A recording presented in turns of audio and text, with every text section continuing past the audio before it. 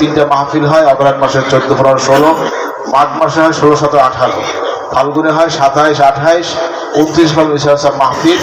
আপনাদের সকলের দাওয়াত, সারসিনা মাহফিলে যাবেন। কি দাওয়াত কবুল করছেন? না সবাই তো করে নাই। কি আমি আপনাদের আইসি, আপনি যাইবেন না? দেখতে চাই না রায় তাকবীর। সবাই যাবেন ইনশাআল্লাহ। আল্লাহ কবুল করে, আমিন।